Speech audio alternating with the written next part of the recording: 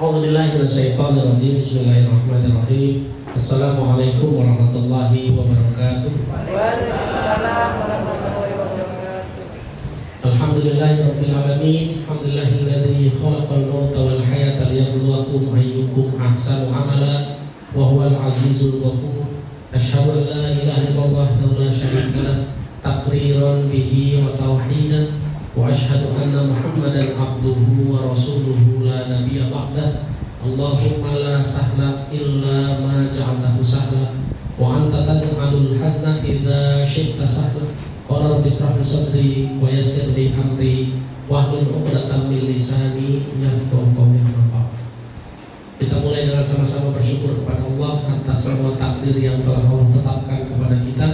Oleh karena itu, mari terus kita ucapkan Alhamdulillahirabbil alamin, dan jangan lupa bersolawat kepada Rasulullah Nabi Muhammad SAW. Semoga solawat-solawat kita membuktikan ketaatan kita kepada Allah, dan kelak Allah kumpulkan kita satu surga di surga Firdaus bersama Rasulullah. Amin. Bapak Ibu, salam kenal. Nama saya Ibrahim Hamsyah. Qadarullah yang sang kesini saya kesana. Sampai juga kesini silaturahmi sama Bapak dan Ibu. Pastilah Ibu Rita hari Senin kemarin ketemu di kajian Masjid Baitul Ma'mur. Mudah-mudahan silaturahmi ini jadi wasilah kita bisa bersaudara di dunia sampai surga ya Bapak Ibu ya. Yang kedua, saya mohon izin duduk di atas Bapak. Ya, bukan kurang sopan, tapi disediain sama tuan rumah ya Pak. Saya tidak minta, alhamdulillah. Yang ketiga, saya mohon izin para guru, para asatiz, para ustazah, mungkin izin saya bukan yang paling pintar, tapi insya Allah hari ini diamanahi untuk menyampaikan ilmunya. Temanya menarik ya Bu, mendatangkan solusi dan rezeki semudah main-main. Bapak Ibu, saya memahami tema ini 2018 berawal dari ceritanya Ustadz Adi Pratama Larisin. Kenal ya Bu ya? Kenal ya? Itu Bang En ya. Bang En dulu kalau ke Jakarta Bu 2017, 2018, 2019 yang ngimpirin saya. Alhamdulillah. Maka saya dekat juga sama beliau. Jadi tema ini Pak, saya dengar ceritanya beliau dulu. Dia waktu itu bawa rombongan umroh dan dia belum punya travel waktu itu. Jadi dia nebeng sama travel lain, bawa jamaah 20 atau 30 orang itu ya Pak, naik Malaysian Airlines dari Indonesia dan Pontianak ke Malaysia, Pontianak Jakarta, Jakarta Malaysia. Alhamdulillah sampai Malaysia Pak, ternyata ditipu mereka, sampai situ aja tiketnya tuh. Bayangkan Pak, kalau Bapak hari itu jadi pemimpinnya menghadapi 20-30 orang yang ngamuk-ngamuk, kira-kira Bapak akan ngapain? Bapak Ibu stres Bu ya? Nah itu dulu. Tapi kalau pakai Quran, insya Allah nggak stres ya. Tadi dibaca ayat la yukallifullahu nafsan illa wus'aha. Allah tidak akan memberikan beban melebihi dari kemampuan. Dan itu terbukti. Apa kata-kata Bang En saat itu? Sabar, Allah lagi bercanda. Itu loh. Iya, Bang En ngomong begitu. Dan saya waktu itu mendengar cerita itu langsung gak masuk akal di kepala saya. Ini harus saya cari nih dalilnya. Harus dicari dalilnya. Ya. Dan ternyata terbukti setelah dia bilang Allah lagi bercandain saya. Lalu dia sholat, selesai sholat terbersihlah satu nama. Lalu nama itu ternyata dia telepon. Dia belum pernah yang namanya tuh berbisnis sama orang itu. Belum pernah pinjam duit, belum pernah kerja sama barang, belum pernah. Tapi alhamdulillah dengan izin Allah hari itu dia ditolong wasilahnya dari orang tersebut yang belum pernah bermuamalah sebelumnya. Ditransfer uang 500-an juta, pakai Ustaz, pakai aja uang saya dulu. Lalu diproses tiket lanjutan ke Mekah, diproses izin umrohnya sampai tiket pulang lagi. Balik sampai Pontianak, diproses hukum, duitnya balik juga Pak, alhamdulillah. Nah, maka Pak, tema ini saya dapat dari 2018. Tapi dalilnya Bapak Ibu, baru saya berhasil Allah izinkan dikumpulin belum lama. Saya ceritain tema ini belum lama, baru 2-3 bulan terakhir aja. Saya sering cerita hidup itu semudah bermain-main. Bapak Ibu, masalah kita dalam hidup kan cuma dua ya. Kalau nggak urusan rezeki ya urusan solusi, cuma itu aja. Betul nggak Bapak Ibu? Nah, pertanyaan saya, urusan rezeki dulu deh. Ada nggak perintah dari Allah kita harus ngejar rezeki Bapak Ibu? Ada. Di mana ya? Oh, coba bacain. Surat 62 ayat 10 boleh. Boleh dibaca. Surat 62 ayat 10. Silakan dibaca. Disuruh bertebaran di muka bumi, suruh ngejar apa? Masa? Coba baca. Wabtagu min fadlillah. Betul nggak? Boleh, yang ada di HP-nya ada Quran, boleh baca.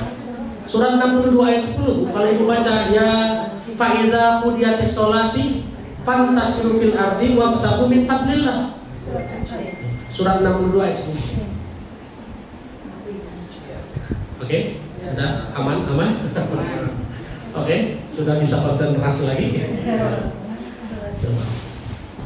Kalau mau ambil Quran dulu boleh. 62 ayat 10.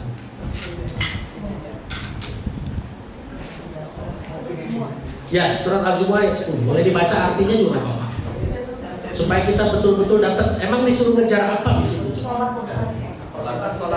Ya. Satu-satu. Enggak lagi. Apabila sholat Jumat telah dilaksanakan, bertebaranlah kamu di muka bumi, carilah karunia Allah dan ingatlah Allah sebanyak-banyaknya agar kamu penuhi. Apakah disuruh ngejar rezeki? Tidak, suruh ngejar karunia. Beda nggak karunia sama rezeki? Beda. Kalau rezeki mah Bu, kalau kita baca ayat tentang rezeki, semua ayat tentang rezeki itu dijamin Bu. Dijamin Pak. Ya, cuma tinggal ngerti nggak cara mencairkan jaminannya, itu aja poinnya. Ya. Jadi yang namanya rezeki mah Bapak Ibu itu dijamin, tinggal kita harus paham bagaimana cara mencairkan jaminannya. Kan gitu ya Pak. BPKB bisa dijaminkan nggak Pak? Tapi contohnya jelek memang ya Bu ya, jangan dipraktekin. Tapi pertanyaan saya, apakah semua orang bisa mencairkan, menjaminkan BPKB? Tidak bisa. Nggak punya KTP? Nggak bisa. Meskipun dia pegang BPKB. Nggak punya slip gaji? Bisa nggak? Nggak bisa. Tetap ada syarat dan ketentuan Bu.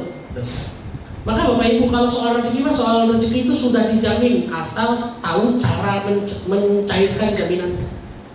Kita bahas rezeki dulu, bagaimana mencairkan jaminannya ya. Yang pertama surat 11 ayat 6. 11 ayat 6.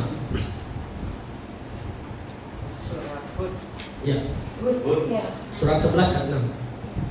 Wa ma min dabbatin fil ardi. Maka kalau sudah ketemu boleh dibaca. Tidak satupun hewan yang bergerak di atas bumi melainkan dijamin rezekinya oleh Allah Subhanahu wa taala. Ya. Dia mengetahui tempat kediamannya dan tempat penyimpanannya. Semua tertulis dalam kitab yang nyata lauh mahfuz. Nah, wa ma min dabbah. Dabbah itu bukan hewan ya, Bu. Bukan, asal berjalan di atas bumi, melata, bergerak. Ya. Maka disebutnya semua makhluk bergerak di muka bumi dijamin rezekinya sama Allah. Berarti Bu, kuncinya apa? Bergerak. Asal mau bergerak, Bapak Ibu dapat tuh. Jamin itu, Allah sudah garansi. Cuma tinggal harus mengerti bagaimana bergeraknya. Bagaimana bergeraknya? Tadi ayatnya 62 ayat 10. Kapan bergerak terbaik? Setelah sholat. Maka kalau mau buka toko, sholat dulu. Maka saya referensikan yang punya toko, yang punya usaha. Karyawan udah ngumpul nih Pak, sebelum buka dagang, suruh sholat dulu. Maka kalau di tempat-tempat yang saya jadi konsultan bisnis, ya saya wajibkan tuh Pak, sholat duha wajib jadinya. Ya, bukan secara syariat tetap sunnah ya Pak, tapi di PT-nya, di kantornya, jadi satu hal yang wajib. Itu coba silakan praktekkan sendiri. Kapan kita bertebaran? Setelah sholat. Setelah bertebaran, apa yang harus dilakukan? Ya, pada saat bertebaran mengejar karunia Allah, apa yang harus dilakukan? Ujung ayatnya tadi. Wazkurullaha katsira la'allakum tuflihun, surat 62 ayat 10. Selesai sholat bertebaran, pada saat bertebaran banyak ingat Allah. Itu aja poinnya. Kalau mau beruntung. Jadi pada saat bertebaran, entah bertebaran buka toko, bisnis, ngemasin madu gitu ya Bu ya. Ngojek kayak apa kayak, termasuk saya bertebaran ke Bali, jalan-jalan apa segala macam yang saya pikirin, ingat Allah. Maka begitu udah jam 12, saya bolak-balik tengok nih sholat di mana. Apalagi tadi di Ubud, nyari masjid susah. Ya. Makanya saya udah bilang ya, jam 3 itu harus pamit ya. Karena saya bisa jamak takhir. Pikirannya apa Pak? Karena jam 15.41 besar. 15.41 harus cari masjid. Nah itulah pikiran saya, harus pikiran ingat Allah. kalau mau beruntung. Jadi Bapak Ibu, kalau hari ini mau cair rezekinya semudah bermain, cuma 2 syaratnya. Setelah sholat dan banyak-banyak ingat Allah. Jangan banyak-banyak ingat cicilan, Pak. Karena cicilan nggak lunas kalau dipikirin, Pak, betul nggak? Iya, memang dibayar. Utang lunasnya dibayar, bukan dipikirin. Maka kalau belum punya duit, ya saya banyak-banyak ingat Allah. Siapa kalau manusia tidak mau ingat Allah, apa risikonya kira-kira? Sulit. Apalagi? Dijauhkan dari Ya, surat 20 ayat 124. Surat 20 ayat 124. Ini kan sebentar lagi Isya ya, Pak? Iya. Kita mundurin atau mau sholat dulu? Sholat dulu. Sholat dulu ya. Saya sudah jawab. Langsung 15 Kalau dimundurin jam 8 nanti baru sholat. Selesai sholat Isya baru tanya jawab, nggak apa-apa ya? Ya kita stop dulu sampai jam 8 nanti insya Allah ya. Gitu. Supaya sholatnya mundurnya nggak terlalu jauh. 124.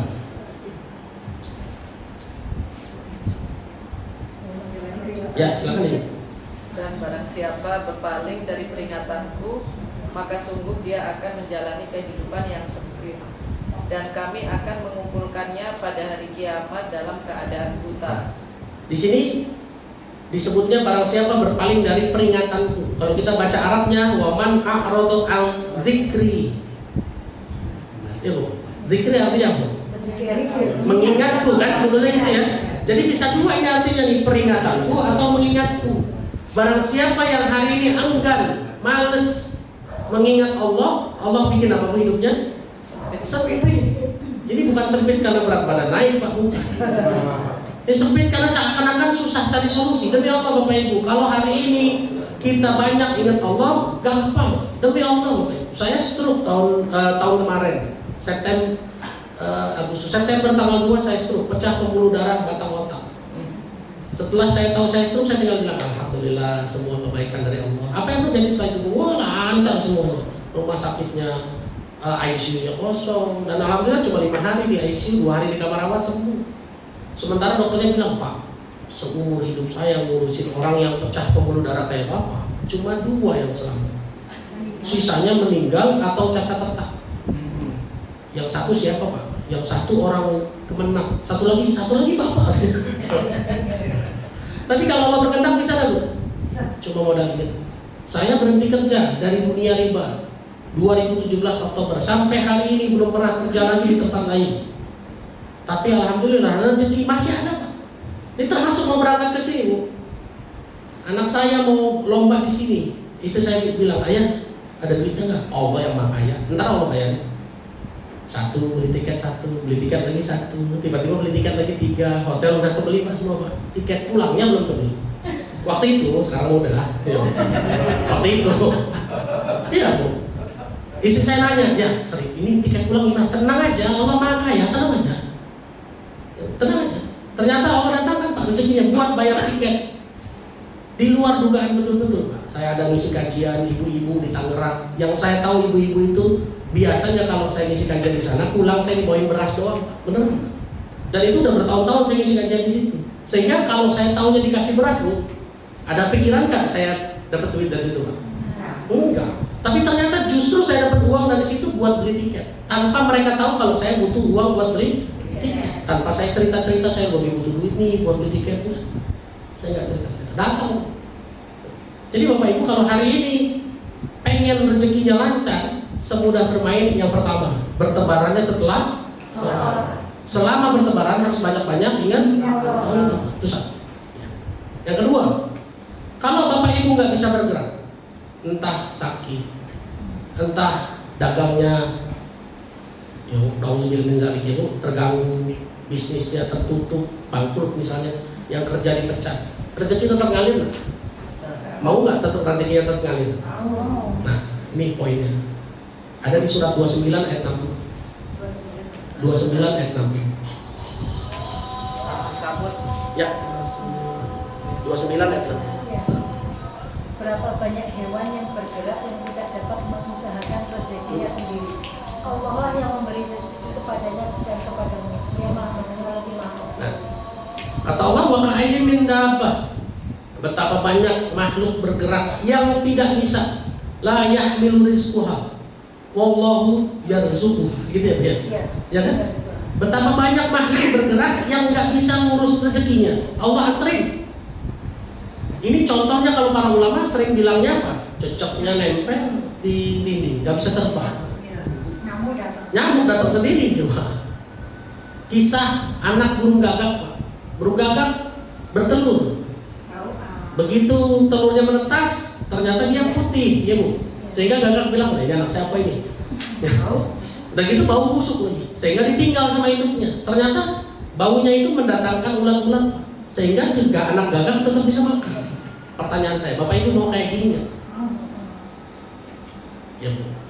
Artinya dalam kondisi uzur, darurat, kita nggak bisa bergerak, tidak bisa ngurus rezeki, rezekinya tetap Allah anterin, mau nggak?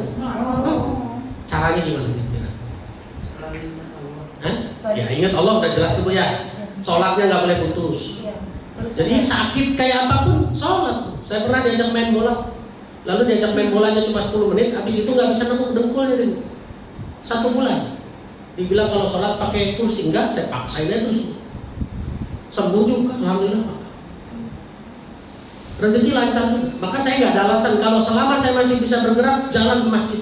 Mau sakit gigi kayak, mau hujan deras kayak. Apalagi hari ini Allah kasih fasilitasnya Pak, mobilnya ada. Alasan apa Pak buat nggak ke masjid kira-kira? Nggak ada kan? Ya, terutama yang bapak-bapak. Ya. Apa kebiasaan manusia kalau dia nggak bisa ngurus rezeki? Kebiasaannya apa? Mengeluh. Itu yang pasti itu. Semua kalau lagi nggak bisa ngurus rezeki, biasanya yang keluar dari mulutnya sembarangan ngomong. Aduh nggak kerja saya, nanti bayar kontrakan dari mana? Aduh kalau saya nggak kerja gini, nggak bisa bayar sekolah anak. Begitu nggak kira-kira? Ini satu dalilnya udah dibahas kemarin Ibu di surat di Baitul Ma'mur. Coba Ibu baca surat 51 ayat 22 sampai 23.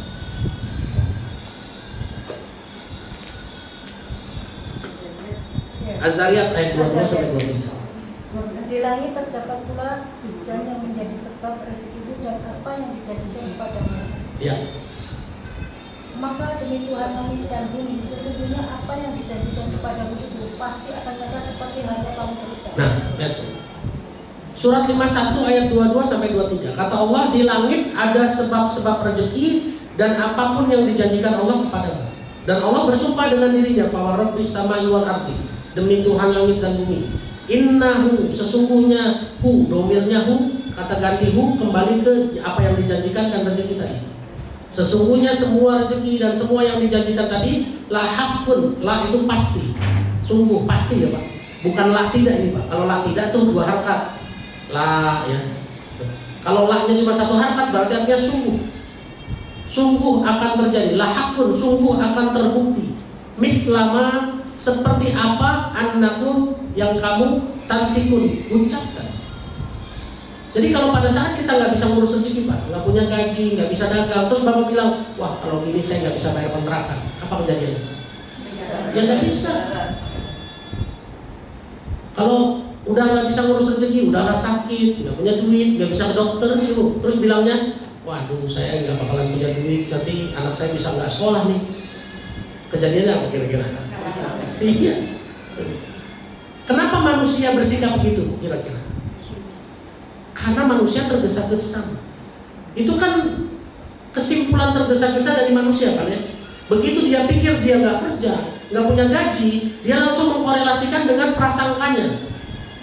Kebanyakan manusia kan hidup dengan prasangka, betul nggak Bapak Ibu?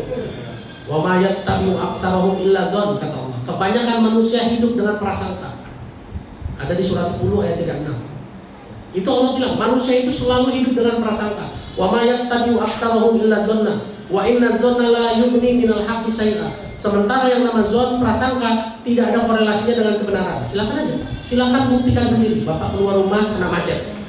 Apa omongannya kira-kira? Macet. Apa prasangkanya?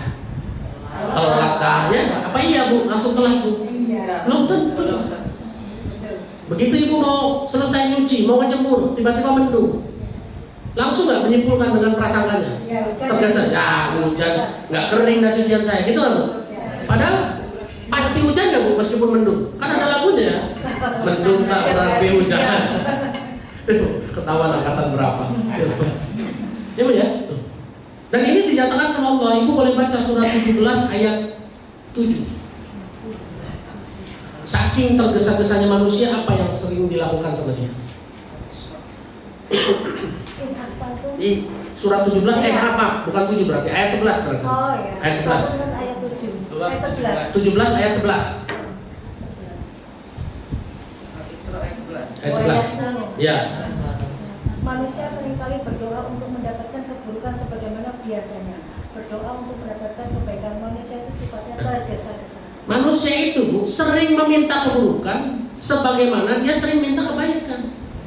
Kenapa kok sering minta keburukan? Gara-gara tergesa-gesa tadi kan. Begitu kena macet, wah telat dah saya sampai kantor. Ingat Bu tadi surat 52, 51 ayat 2 dan 23. Kata-kata adalah doa kan itu ya. Semua yang dijanjikan akan terjadi seperti yang kita ucapkan. Begitu Bapak bilang, ya macet, telat dah sampai kantor, apa yang terjadi? Telat benar. Itulah dia manusia, sering kali meminta keburukan. Padahal dia sering banget minta kebaikan. Ya Allah, saya pengen umroh, tapi dari mana duitnya ya Allah lah? Dia yang doa sendiri, dia yang bingung sendiri. Itu keburukannya. Loh ya memang. Kenapa Bapak? Sekarang pertanyaan saya. Apakah kita umroh bisa haji karena duit kita? Nah, berapa banyak orang punya duit nggak berangkat? Saya dulu waktu masih jadi direktur gaji banyak, nggak pernah umroh dulu. Begitu saya nggak punya duit, nggak punya gaji, umroh terus. Alhamdulillah. Coba bayangkan. Ini kan kita hidup dengan iman. Maka kalau hari ini Bapak Ibu nggak bisa ngurus rezeki, berarti tugas nomor satunya apa? Jaga lisan. Ya. Dua Bu soal rezeki ini. Pada saat bisa ngurus rezeki, bergeraknya setelah sholat dan banyak-banyak ingat Allah. Kalau nggak bisa ngurus rezeki, jaga lisannya, jangan sembarangan ngomong. Ya. Apalagi kalau bisa ngurus dan nggak bisa ngurus, selalu jaga lisan. Keren nggak kira-kira hidupnya? Keren. Bener. Saya waktu stroke, selesai stroke, dirawat di rumah.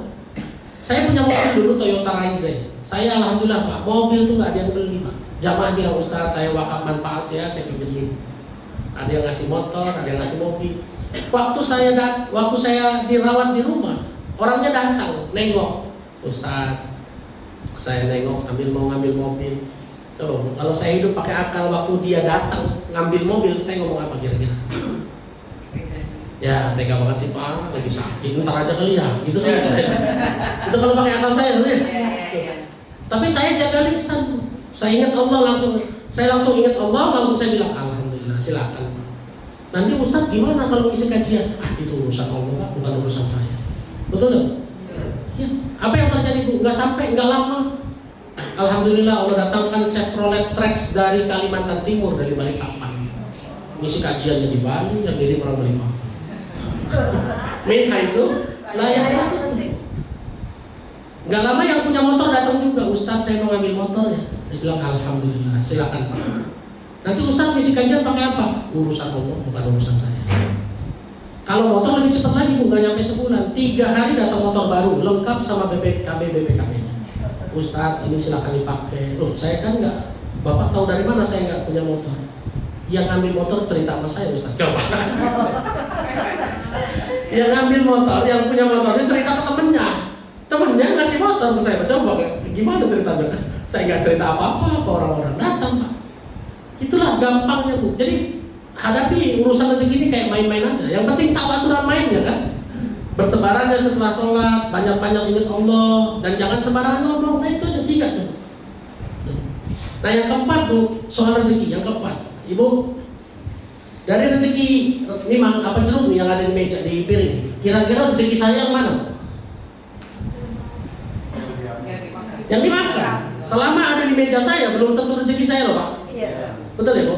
Kalau saya ambil dan saya makan sebagian apa makan semua? Jadi kalau saya ambil Ibu, saya makan semua apa saya makan sebagian? Oh. Semua. Kalau sebagian mubazir. Betul nggak, Pak? Ya kan belum tentu ada yang mau makan sisa saya kan ya. Kecuali saya makan sisa anak saya. Ya. Ini konsep rezeki. Surat 67 ayat 15. Silakan. Surat Al-Mulk ayat 15. Surat 67 ayat 15. Huwallazi ja'ala lakumul arda dalula famshu fi manakibiha wa kulu min rizqi wa ilaihi nusyur. Silakan. Dialah yang menjadikan bumi untuk kamu dalam keadaan mudah dimanfaatkan.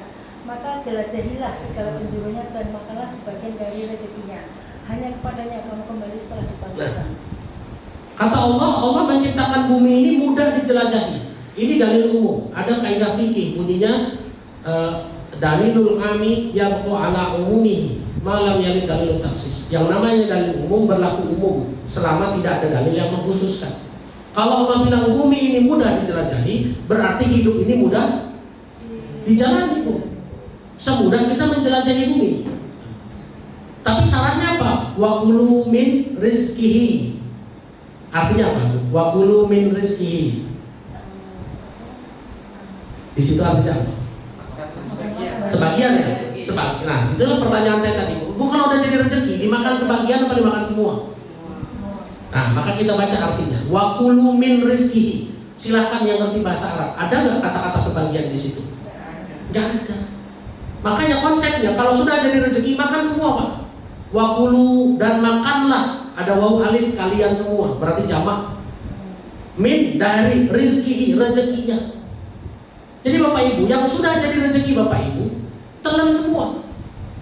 Yang namanya makan masuk mulut ada rasa, Bapak. Manis, asam, asin, pahit, sepet. Kalau di Betawi ada namanya antak, nggak ada rasanya. Hambar. Ya. Namanya makan, masuk mulut. Lalu dikemanain? Ditelan. Kalau dilepeh itu makan bukan? Kalau dimuntahin makan bukan? Artinya semua rezeki kita begitu terasa rasanya di mulut kita. Ya Bu, mau enak mau nggak enak, telan. Rezeki Bapak Ibu diomongin orang, terasanya apa di hati? Sakit, ya telan Bu, udah itu aja. Ibu punya suami, Ustaz suami saya nggak romantis, gimana Bu? Ya telan lah. Jangan dimuntahin Bu. Biasanya dimuntahin kemana? Sampah. Dimuntahin kemana kira-kira? Sosmed, bikin satu, curhat sama temen, ya Bu ya? Nah, makanya nggak boleh Bu, telan. Maka saya hari ini kena macet, alhamdulillah, telan aja udah. Ya sakit, alhamdulillah. Naik motor tiba-tiba Bu, ini ada kejadian luar biasa yang bikin membuat kepala saya itu nggak mau berpaling dengan caranya Allah. Saya ngisi kajian di Ciputat sampai jam 12. Jam 12 sholat zuhur, lalu nunggu sampai jam 1. Jam 1 tank saya harus bergerak ke lokasi kedua.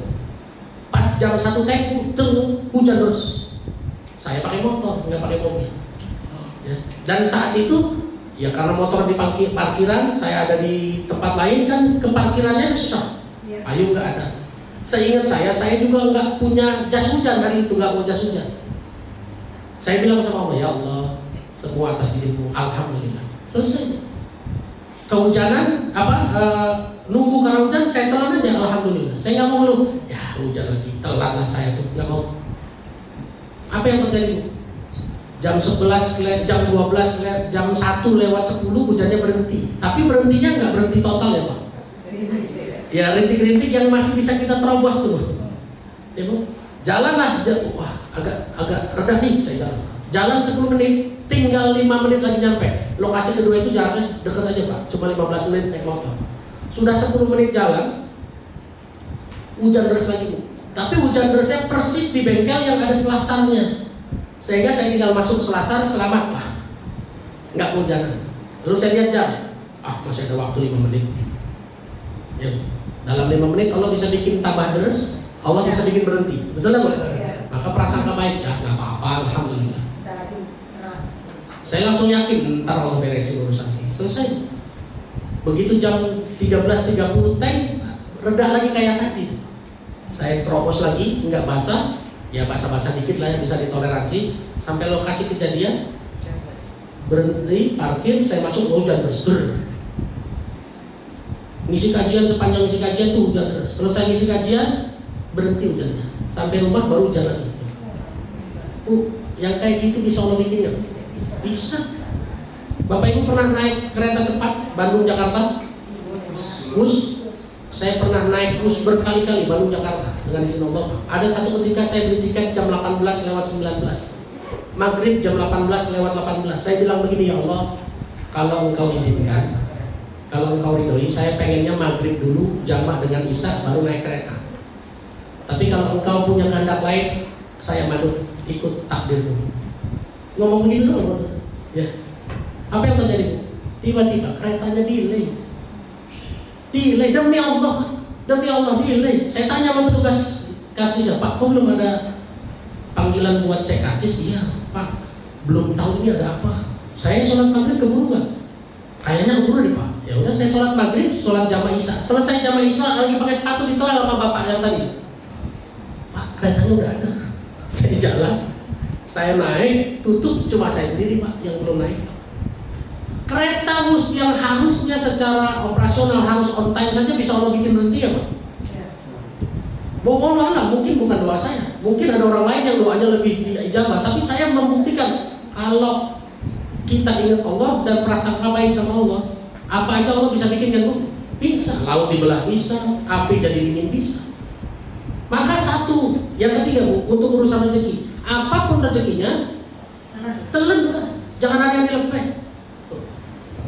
Urusin beginian, pernah kesel juga nggak? Pernah kan? Ya telan apa udah? Iya, waduh enak. Ya. Banyak ibu-ibu hari ini datang ke saya konsultasi, Ustaz, suami saya bilang telan lah. Oh iya telan aja. Dan ternyata bisa nggak kita mengubah suami? Mohon maaf, nggak bisa. Tapi begitu rezekinya ditelan, kualitasnya suami nanti diangkat nggak sama Allah Bu? Ya. La in syakartum la azidannakum wa la in kafartum inna azabi lasyadid. Kalau kamu bersyukur aku tambah nikmatnya, kalau kamu tidak bersyukur azabku sangat pedih. Kalau ibu ngeluh, ibu muntahin kemana-mana, apa yang datang berarti? Azab. Bukannya berubah, malah tambah parah tuh nanti suaminya. Betul ya. Ini yang ketiga soal rezeki. Kalau ibu praktekin, apapun yang ibu terima, telan. Jangan dicurhatin ke orang lain. Kalau mau curhat ke siapa kira-kira? Makanya lihat aja ujung ayatnya, wa ilaihin nusyur, dan kepadanya lah kamu akan dikembalikan.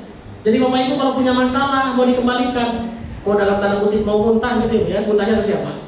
Muntahlah Allah. Nabi Ayub muntah sama Allah. Ya Allah, anni masaniyad dzurru wa anta arhamur rahimin. Ya Allah, aku kan sakit, sengsara, tapi Engkau kan Maha Pengasih, Maha Penyayang. Maka saya nggak pernah curhat ke istri aja nggak pernah. Sampai istri saya bilang, ayahku nggak pernah ngeluh capek ya. Justru kalau saya ngomong capek, jadi ya itu tadi rezeki kita sesuai omongan kita. Maka saya jaga betul. Saya nggak mau ngomong capek, saya nggak mau ngomong nggak punya duit, saya nggak mau ngomong sakit, nanti sakit beneran. Kalau Allah takdirkan saya sakit beneran, saya juga bilang alhamdulillah, selesai. Maka saya jarang betul sakit.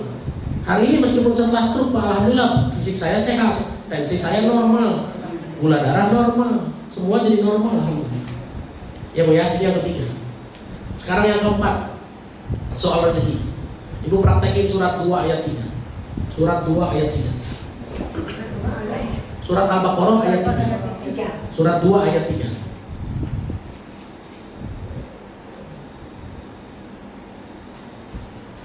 Sudah? Yaitu orang-orang yang beriman pada yang menegakkan sholat dan menempatkan sebagian rezeki yang kami anugerahkan kepada mereka. Ada 3 di sini ya Bu. Tapi saya bahas rezeki yang ujungnya. Wa mimma razaqnahum yunfiqun. Di situ artinya apa? Menginfakkan berapa banyak? Apa iya sebagian? Oh, ada nggak artinya sebagian di situ? Nggak ada. Wa mimma razaqnahum yunfiqun. Apapun yang yang direzekikan kepada kalian, kepada mereka infakkan, mereka salurkan, mereka belanjakan, ditunaikan. 2 cara memahaminya. 1, Bu, di rumah ini ada nggak biaya-biaya yang harus ditunaikan? Ya sudah, segera ditunaikan, jangan ditunda-tunda. Maka saya mempraktekkan ayat ini butuh bayaran sekolah. Begitu Allah takdirkan rezekinya sudah masuk rekening, bayar langsung. Bayar. Ini kejadian kemarin saya. Tanggal 6 saya pulang dari Surabaya. Iya Pak. Pulang dari Surabaya, terima uang 3 jutaan lah kurang lebih. Ya Bu. Sampai bandara sambil nunggu pesawat take off, boarding, saya store mesin store tuh uangnya. Begitu masuk ke rekening ada uang 3 juta sekian. Saya ingat ada kewajiban bayar sekolah anak 2.100.000 yang satu, anak yang kedua 1 juta, ada kewajiban bayar internet rumah sekian. Saldo sisa 93.000. Habis ya Pak. Apa yang terjadi setelah itu? Bu, pegang duit banyak. Kira-kira rezeki apa ujian? Ujian. Ujian. Allah udah pernah sebut harta itu rezeki loh Pak.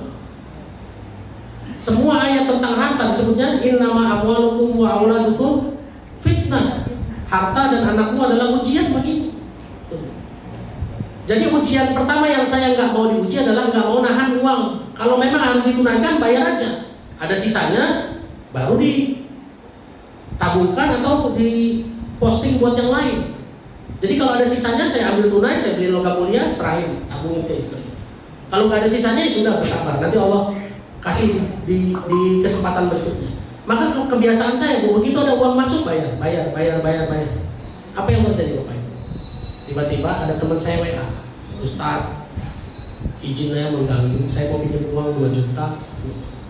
Tuh, sekarang bayangkan Pak, kalau saya hari itu lagi pegang uang 3 juta, belum saya tunaikan, lalu orang mau pinjam 2 juta, itu ujian nggak buat saya? Saya kasih, saya diuji karena saya ada kebutuhan, betul? Iman bisa rusak nggak Bu gara-gara itu? Bisa. Kalau saya nggak kasih, saya bisa menjadi bohong. Aduh, mohon maaf nih, nggak ada duitnya, bohong dong saya. Tapi karena sudah saya tunaikan Bu, saya gampang aja kan cerita sama dia. Mohon maaf bro, saldo sisa 93.000. Waduh maaf ya Ustaz, ya nggak apa-apa. Berarti saya terhindar nggak Bu dari ujian? Iya. Dan saya secara real Bu, secara real memang nggak punya uang di rekening. Tapi saya punya tagihan nggak? Nggak ada, selesai. Itulah yang kata Rasulullah apa? Seperti burung yang keluar dari sarangnya, lalu dia dapat makan, kenyang ya Bu ya. Memang mungkin saya nggak punya pegangan dalam bentuk uang, karena pegangan saya bukan uang. Pegangan saya siapa kira-kira? Allah. Maka saya nggak pernah bilang saya butuh pegangan. Nah, pegangan saya cuma Allah. Tauhid itu. Saya pakai di lisan. Maka kalau ditanya pegangan berapa? Nah, pegangan saya Allah. Jaga lisannya ya. Maka sederhana Bu. Jadi wa mimma razaqnahum yunfiqun, apapun yang harus dibayar, bayar aja, jangan ditunda-tunda. Sekarang lihat kebiasaan kita nunda-nunda bayar. Emang untungnya apa? Kagak. Saya punya teman kontrak di Tanjung Priok. Kontrakannya 24 juta. Ikut kajian ini tanggal 10 Desember kemarin 2025 harus perpanjang. Oktober dia ngomong sama saya, "Tat, bener nih bayarlah." Oktober dia bayar dulu. Dia datang ke yang punya kontrakan, "Pak, saya mau perpanjang." "Oh iya, nanti paling lambat tanggal 10 Desember." "Enggak Pak, saya mau bayar sekarang." "Pak, serius ente?" "Pas banget, saya juga butuh." Diterima 24, dibalikin 2 juta. Diskonnya 2 juta buat ente. Jom. Padahal minta diskon ya. Teman saya satu lagi namanya Mas Dwiko, sudah almarhum, punya utang 1 juta rupiah. Harus bayar sama Mas Wahyu Siwe tanggal 30. Tanggal 30 dia punya uang. Tapi ujiannya muncul, anaknya kena usus buntu. Operasinya pakai BPJS gratis waktu itu ya. Tapi kan dia bilang apa? Perlu pegangan lagi ya. Yo, masih tauhid kan belum kuat nih ya kan? Jadi dia butuh pegangan selain Allah, yaitu duit. Terus dia bilang sama saya, "Dra, gimana nih Dra? Bayar Mas, bayar." "Serius, tapi saya butuh pegangan." "Udah, pakai iman aja, bayar." Datanglah dia ke tempat Mas Wahyu Siwe. "Mas, saya mau bayar utang 1 juta. Emang uangnya udah ada nih uang." "Ya udah, saya terima." "Emang gak ada kebutuhan?" "Ah, kalau kebutuhan mah banyak." "Apa kebutuhannya sekarang?" "Anak saya operasi usus buntu, tapi pakai BPJS sih Mas, aman insyaallah." "Oh ya udah. Ini utang saya terima ya uangnya ya, jadi utang lunas." Nah, ini saya kembalikan buat kamu, buat pegangan operasi.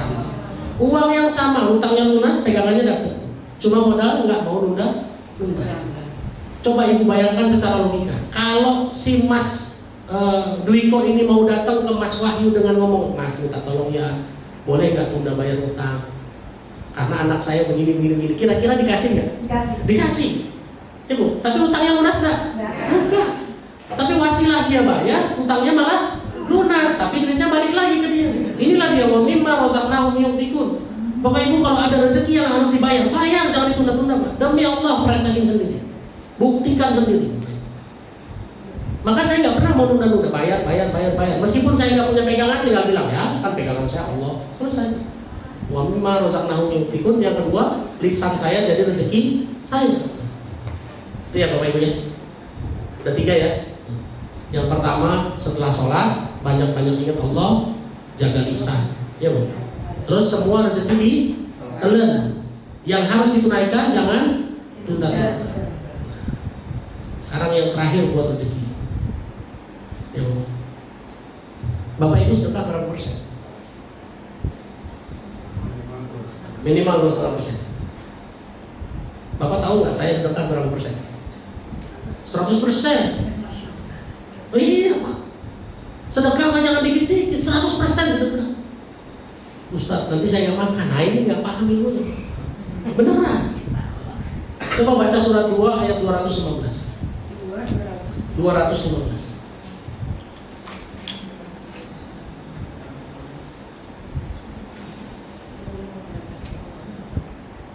Mereka bertanya kepadamu Muhammad tentang apa yang harus mereka Ya, terus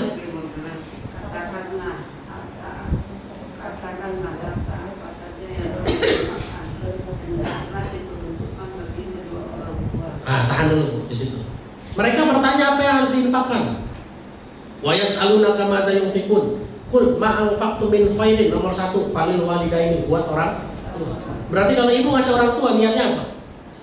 Ya infak sedekah Pak. Jangan bilang ini kewajiban anak sama orang tua.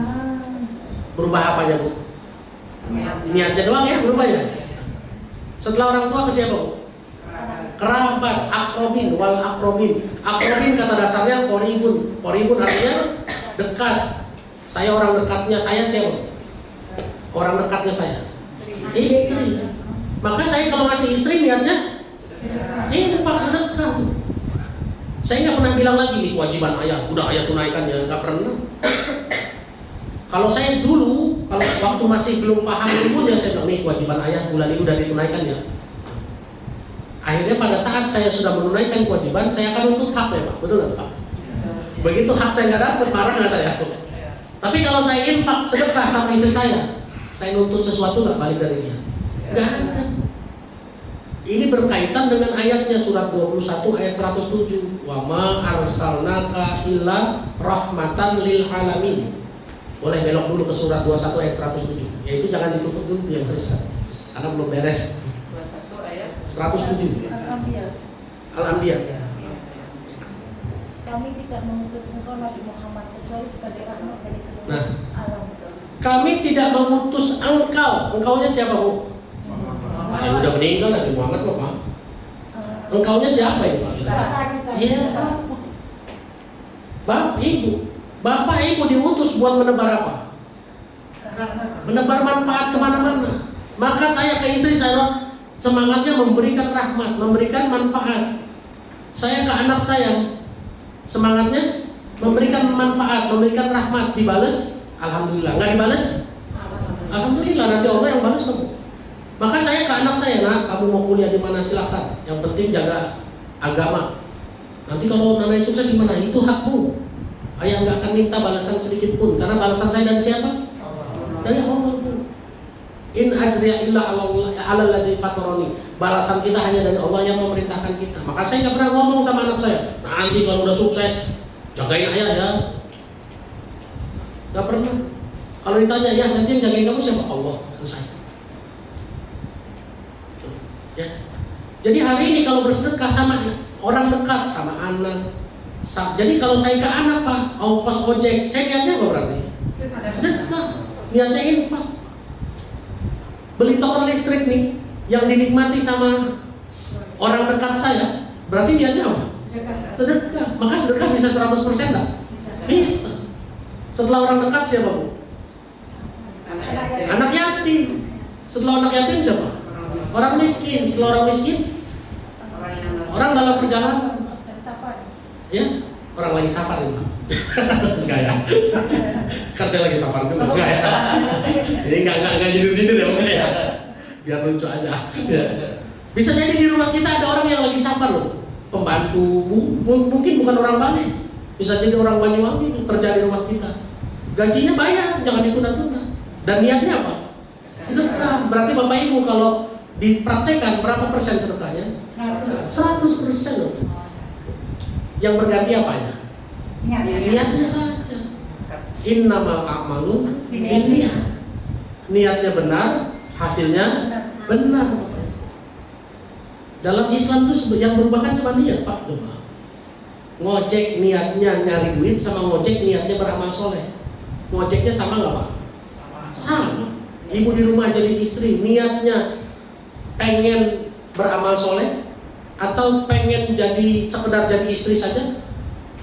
Sama nggak Bu kira-kira beraktivitasnya? Nyetrika tetap nyetrika, nyuci tetap nyuci. Yang beda apanya? Iya, niat dan hasilnya Bu. Ya. Jadi urusan rezeki di sini Pak. 4 yang harus dipraktekin. 1, telan semua ya. Maaf. Bertebaran setelah sholat dan banyak-banyak ingat Allah. Yang kedua, jaga lisannya, jangan sembarangan ngomong. Yang ketiga, telan semua ya Bu ya, rezekinya ya. Diomongin orang sakit, telan aja udah. Nggak usah ngeluh kemana-mana. Yang keempat, yang harus tunaikan, jangan ditunda-tunda. Niatnya sedekah, infak, sehingga kita bisa infak 100%. Sampai sini dulu, sholat dulu, nanti habis itu saya terusin yang solusi. Ya Bu, berarti ini baru rezeki. Kalau ada yang punya pertanyaan dicatat dulu ya Bu. Nanti ditanya setelah materi masalah selesai ya. Saya pikir itu dulu Pak. Kita sholat isya dulu ya sebenarnya, karena udah jam 8. Bapak-bapak mau sholat di masjid atau Sudah lewat kalau sudah lewat di masjid? Atau diselesaikan aja Pak Bapak? Atau diselesaikan dulu? Iya, selesaikan. Selesaikan dulu. Oh ya. Oke. Silakan. Baik. Sekarang kita masuk yang kedua, Bu. Itu tadi rezeki. Silakan Bapak Ibu praktekin. Kalau berhasil dipraktekin, saya jamin Pak, Allah innallaha la yukhliful mi'ad. Allah nggak pernah ingkar janji. Saya berani bersaksi wa amma bi nikmati rabbika fahaddits. Saya harus bersaksi terhadap nikmat-nikmat yang Allah berikan kepada saya. Walam akum bi du'aika rabbi saqiya. Tidak ada satu doa pun yang tidak terkabulkan Allah. Tidak. Modalnya cuma itu. Padahal saya nggak kerja. Saya nggak punya gaji bulanan. Dan saya ngisi kajian kemana-mana, tidak pernah ada negosiasi harga.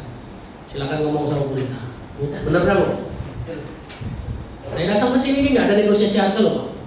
Saya datang ke Bali bayar sendiri, pesawat bayar sendiri, hotel bayar sendiri. Ya Bu Sofia ya. Loh. Saya ngisi kajian di Baitul Makmur ada negosiasi Bu? Nggak ada. Tapi rezeki Allah kasih dah Bu. Dijamin, udah nggak usah takut. Yang penting pada saat bergerak saya setelah sholat dan banyak zikir, banyaknya Allah, lalu jaga lisan. Semua nikmat yang saya dapat, manis, asam, asin, pahit, telan. Semua yang harus ditunaikan, segera tunaikan, nggak usah ditunda-tunda. Niatnya semuanya cuma sedekah dan infak. Dan sekarang kita ngobrolin tentang masalah hidup. Masalah itu perlu solusi, betul nggak Bu? Betul ya? Pertanyaan saya sama. Ada nggak perintah suruh ngejar solusi? Ada nggak perintah suruh nyari solusi? Nggak ada. Bapak Ibu kalau punya masalah hari ini dan pengen punya solusi, cuma 2 caranya. Solusi itu diminta atau dianterin. Ya Bu? Dua-duanya Bu. Solusi itu bisa 2 caranya, diminta atau dianterin sama Allah. Kalau Ibu mau dianterin, berarti udah harus tahu yang namanya dimintanya dulu. Kalau yang diminta aja belum ngerti, nggak mungkin bisa dianterin. Karena ini levelnya beda. Ya. Bapak Ibu kalau mau solusi, kata Allah kan minta saja kan, wasta'inu bis-sabri was-salah. Coba.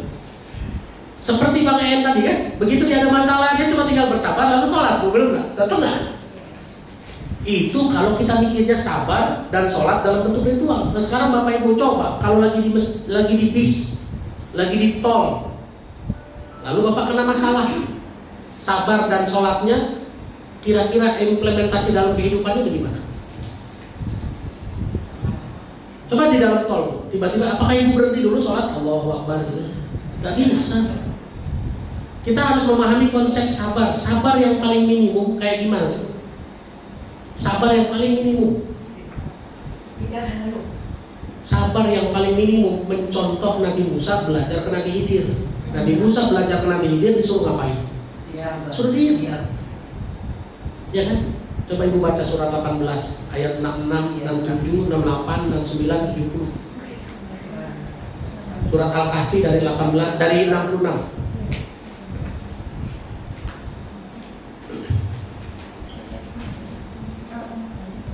Silakan.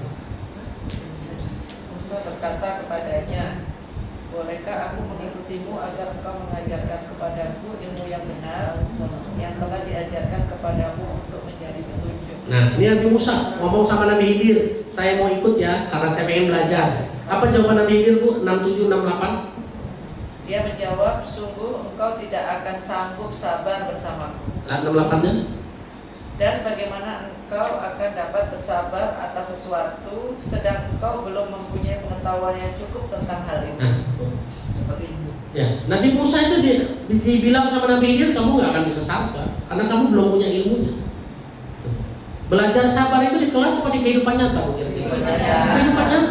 Maka kalau yang hari ini belum nikah, disuruh sabar ya nanti kalau punya suami, nggak kebayang sama dia. Betul nggak, Bu? Apalagi pengantin baru nih, pengantin baru baru nikah, baru 2 hari lagi happy-happynya, mau jalan-jalan sama kemari, kita nasihatin, sabar ya kalau nanti menghadapi pasanganmu. Dia bilang, sabar kenapa, orang punya asik kok. Dia bilang, nggak akan kebayang.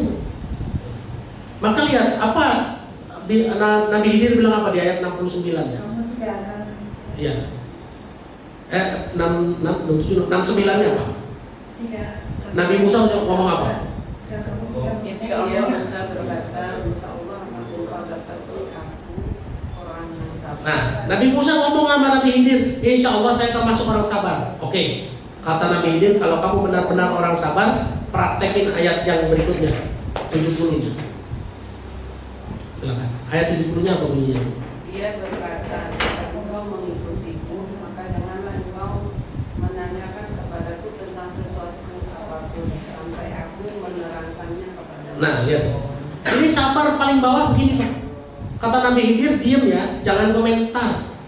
Sampai nanti belakangan saya jelasin. Berarti kita kalau sabar tuh disuruh ngapain, Bu? Ya. Diam. Bayangkan tuh. Nabi Muhammad SAW nyuruh diam nggak? Masa. Dalilnya jelas kok. Man kana yu'minu billahi wal yaumil akhir falyaqulu khairan aw liyasmut. Kalau kamu beriman kepada Allah dan hari akhir, ucapkan kata-kata yang benar atau diam. Berarti ini kan pilihan, Pak. Kalau belum bisa ngomong benar, mendingan diam. Itu bukti kalau kita beriman kepada Allah dan hari akhir. Coba bayangkan sekarang, udah kagak bisa dia ngomongnya salah semua. Bahaya nggak mungkin ini? Lihat ya tadi ya, manusia sering meminta keburukan sebagaimana dia sering meminta kebaikan. Maka Bu, hari ini kalau Bapak Ibu mau belajar sabar, belajar diam. Dan lihat ibadah haji, ibadah utamanya ngapain, Pak? Al-Hajju Arafah. Bapak Ibu, Arafah itu mutlak, nggak datang ke Arafah hajinya nggak sah. Tapi kalau jumroh bisa diganti nggak? Bisa. Tapi Arafah nggak bisa. Arafah Pak dari zuhur sampai maghrib disuruh ngapain? Suruh diam, doa aja nggak ngapain Pak. Betul nggak Pak? Diam aja. Udah 2 kali kan Pak? Nah, Bapak ngelihat nggak ada orang yang setelah berdoa 1 jam habis itu bingung mau ngapain lagi? Ya kan? Orang Pak pada saat haji itu Pak, kita bisa lihat dia bingung lagi mau doain apa lagi ya. Kan dari zuhur sampai maghrib. Bayangkan kita itu Bapak Ibu, kalau punya masalah, kalau belum bisa ngomong benar, mendingan diam. Tapi diam susah apa enggak? Disuruh mikir, gerak terus, tapi disuruh diam, nggak bisa. Coba aja suruh diam 15 menit. Udah nggak sabar, suruh diam nunggu bis, diam nunggu ojek. Maka disinilah dia. Kenapa sabar dipasangkan dengan sholat? Karena manusia itu sulit diam, Bu. Maka dipasangkan dengan sholat. Bapak Ibu kalau ngomong sholat, ingatnya apa? Ingatnya ngapain? Ingatnya subuh, zuhur, asar, maghrib, isya gitu ya? Betul lah. Tadi kita sudah sholat maghrib. Oke. Bapak Ibu, kalau baca surat 70 ayat 23. Surat 70 ayat 23.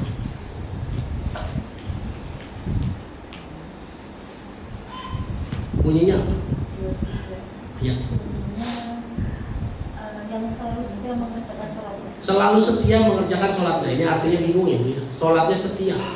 Setia mengerjakan sholat. Coba Bu baca Arabnya bunyinya gimana? Alladzina hum an sholatihim daimun. Nah, alladzina hum ala sholatihim daimun. Apa artinya daimun, Pak? Terus menerus. Sholat itu terus menerus, nggak ada sudahnya. Sekarang sholat apa yang terus menerus, Pak? Maghrib berhenti, Bu. Nggak terus menerus. Doa ada berhentinya nggak? Berhenti. Tahajud ya berhenti juga kan, Bu. Habis tahajud ibu berhenti kan? Maka disinilah kita belum pernah membahas tentang sholat yang terus menerus itu yang mana. Sholat itu, Bu, yang terus menerus itu bukan ritualnya. Karena sholat ritual pasti selesai, Pak. Nah, kita bahas dari dua nih. Sholat itu artinya apa, Bapak Ibu? Sholat. Sholat kan kata dasarnya sholat. Sholat itu hubungan silaturahmi, hubungan kasih sayang. Ya, berarti sholat itu kan hubungan sama Allah. Berarti kalau sholat ritualnya selesai, hubungan sama Allahnya nggak boleh selesai. Itulah tadi kalau kita kembali ke dalil surat 62 ayat 10 yang pertama kali kita baca tadi. Selesai sholat, bertebaran di muka bumi, lalu disuruh ngapain? Banyak-banyak ingat Allah, banyak-banyak zikir, supaya hubungan sama Allahnya tidak putus. Untuk lebih jelas, baca surat 20 ayat 14.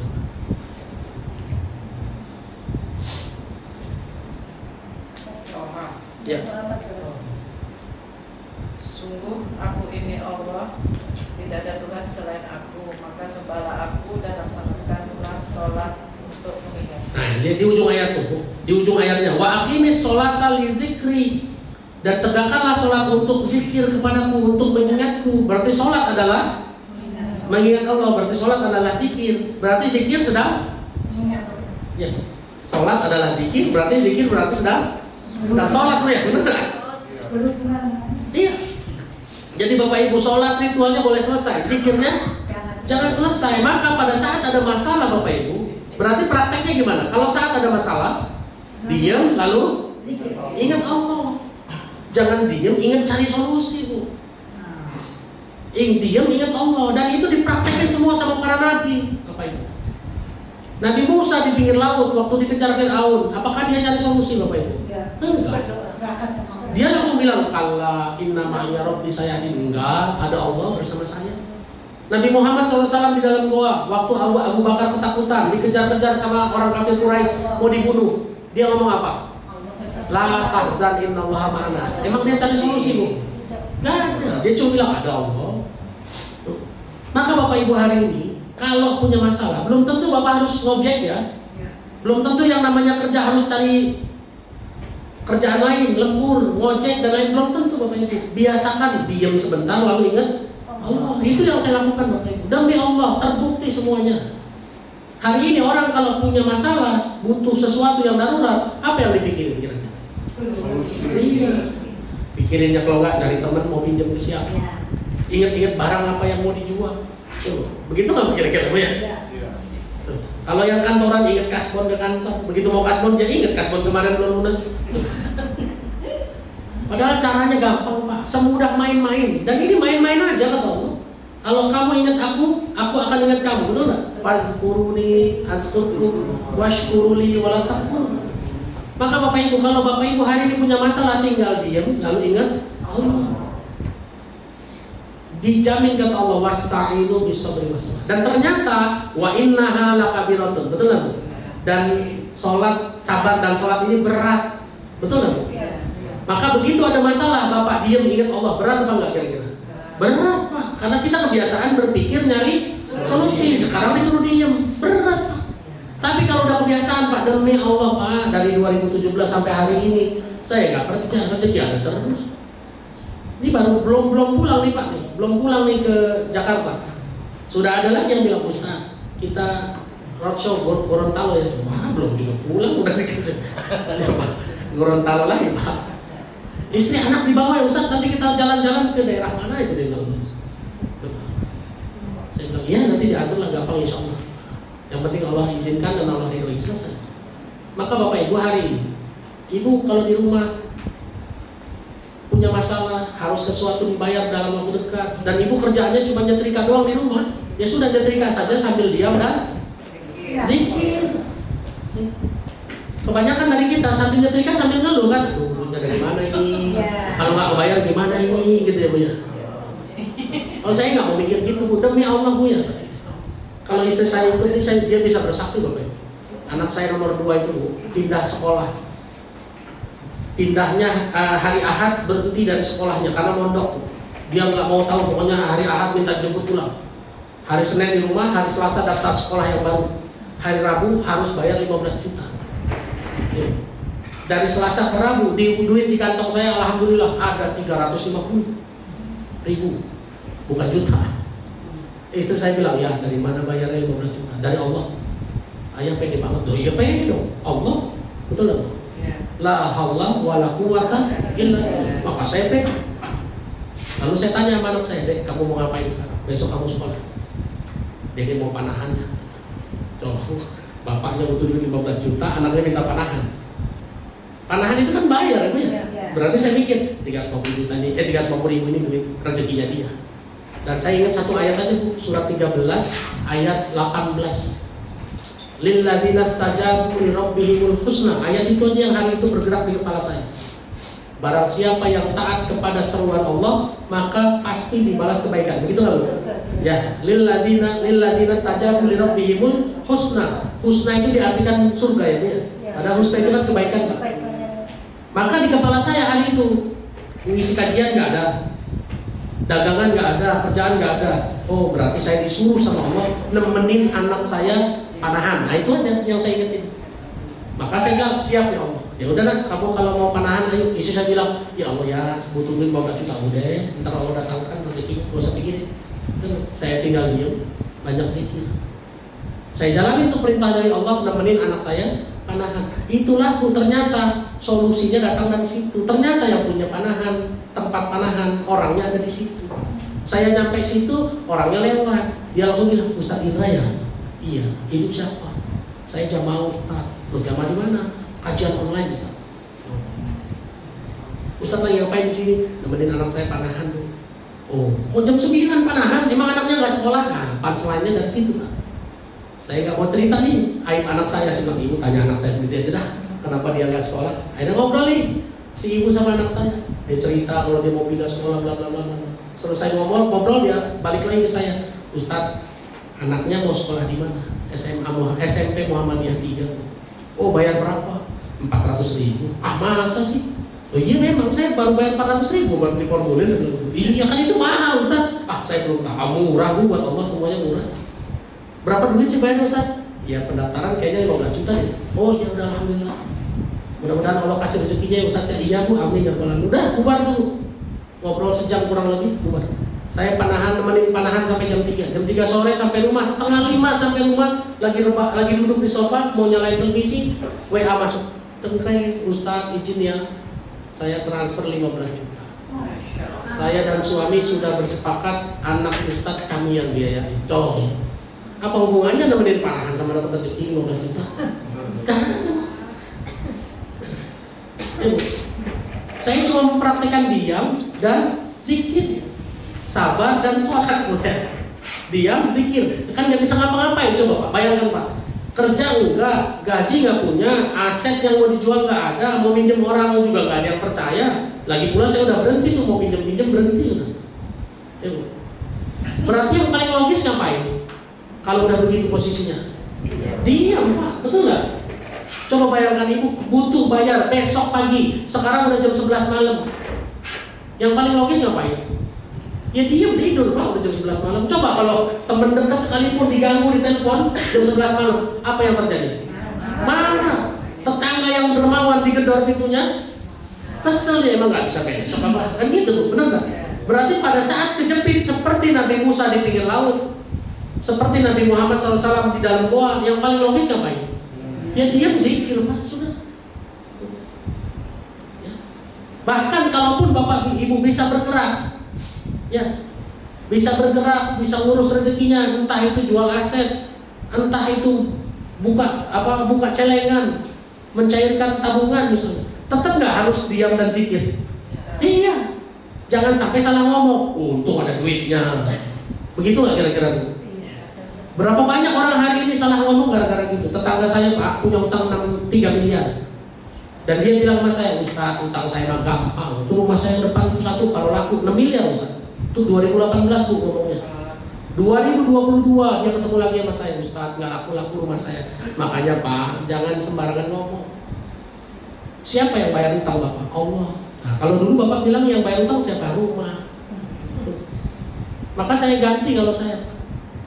Yang bayar utang saya Allah. Mungkin wasilahnya jual rumah, mungkin. Kalau Allah ridho dengan jual rumah, ya saya ikhlas.